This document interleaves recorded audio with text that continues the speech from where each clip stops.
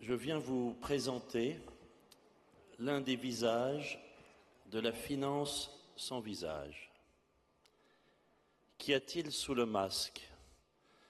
Un homme s'y cache-t-il? Ou seulement un monstre froid, assoiffé et vénal? La finance sans visage, une formule d'une autre époque, une formule d'une singulière violence, une formule faite pour cliver, stigmatiser. La finance sans visage a, pour sa plus grande part, le visage d'un homme qui s'éloigne de la France avec famille, armes et bagages, dans un Thalys ou un Eurostar. Plutôt que de stigmatiser, cherchons à comprendre ce qui a pu motiver ce départ. La fiscalité est une première motivation, mais elle n'est pas tout.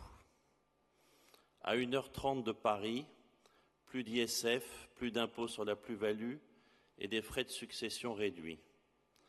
À 3 heures de Paris, un régime de faveur pour les impatriés. Et la France, ignorant superbement la compétition fiscale, absurdement tolérée au sein même de la zone euro, rame à contre-courant.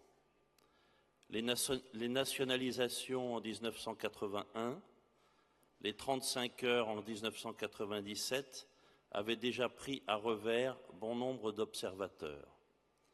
Les 75% de 2012 ont remporté leur petit succès médiatique auprès de la presse internationale. S'y ajoute un certain découragement sur l'avenir économique de notre pays, sa capacité à faire l'autruche, à ne pas se réformer, à laisser sa dette publique enfler. La semaine dernière à New York, propos d'un investisseur potentiel, hélas 1000 fois déjà entendu, sur les dossiers d'acquisition en France qui ne sont même plus ouverts, faute de flexibilité nécessaire. Mais peut-être enfin le facteur le plus important, le facteur psychologique. Se sentir mal aimé, usurpateur, bouc émissaire de crises à répétition. Pointé du doigt quand on a tenté de faire honnêtement son travail. On finit par s'interroger pour savoir si l'on a mérité son salaire ou si l'on en a privé quelqu'un d'autre.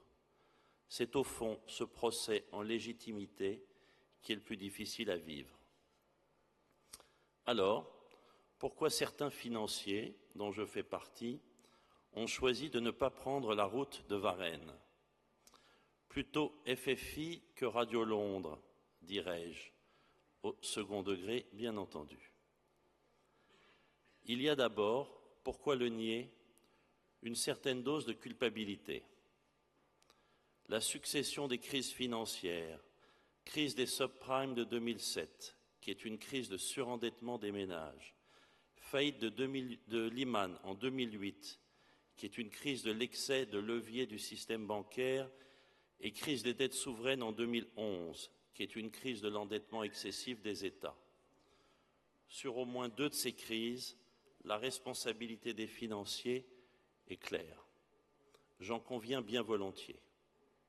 Rappelons cependant que les financiers étaient en bonne compagnie.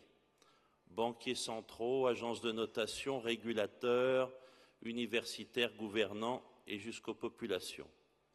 Chacun, à sa manière, a participé à la grande fête des taux d'intérêt bas.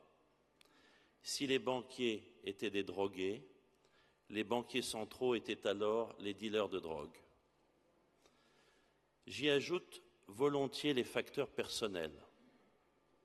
L'addition fiscale pèse peu au regard de son histoire personnelle, de sa culture familiale et de la conscience de chacun.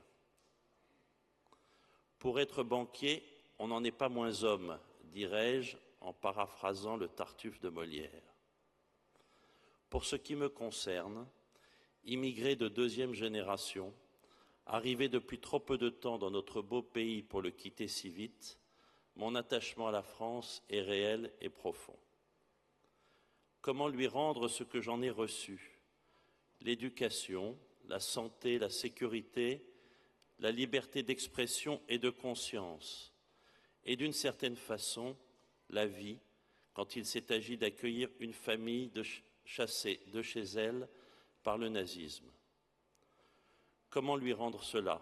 Sûrement pas en lui tournant le dos, en montrant peut-être, à travers l'exemple, qu'une intégration réussie est encore possible, que la méritocratie républicaine fonctionne, que la résistance aux extrêmes, au populisme et à la démagogie, c'est ici et maintenant.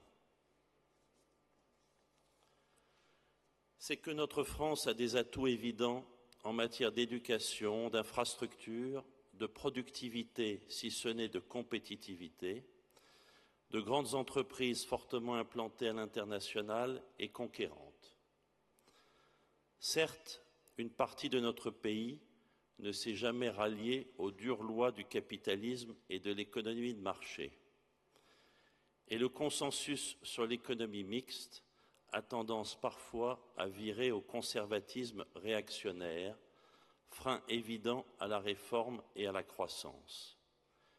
Mais il existe surtout une capacité d'innovation, une soif d'entreprendre qui s'appuie sur des siècles d'histoire industrielle, de recherche universitaire et une jeunesse ambitieuse. Alors oui, je sais qu'il vous sera dur de me croire, mais il est possible d'être financier et citoyen engagé, d'être banquier et patriote. Aider nos entreprises à conquérir le monde, à aller chercher la croissance dans les pays émergents où elles se trouvent, préserver leurs débouchés ou garantir leurs approvisionnements. Aider nos entreprises à se financer, à se consolider, à se renforcer. Le patriotisme économique existe. Il ne fait sourire que ceux qui le caricaturent. Il devrait être enseigné aux fonctionnaires bruxellois qui le confondent avec le protectionnisme. Alors choisissons des propos plus nuancés et moins clivants. Ceux qui ont choisi de rester peuvent se permettre de le dire. La recherche d'un bouc émissaire n'a jamais réglé les problèmes.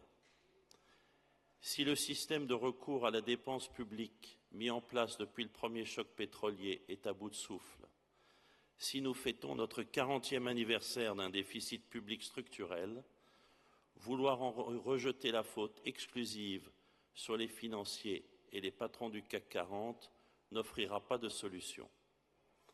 Au contraire, en occultant bon nombre de responsabilités, on s'interdit d'en traiter les causes profondes. Derrière le masque de la finance, sans visage, il y a celui d'homme, attentif et volontaire. Derrière le masque, il y a de la chair et des os. Derrière le masque, c'est nous. Je vous remercie.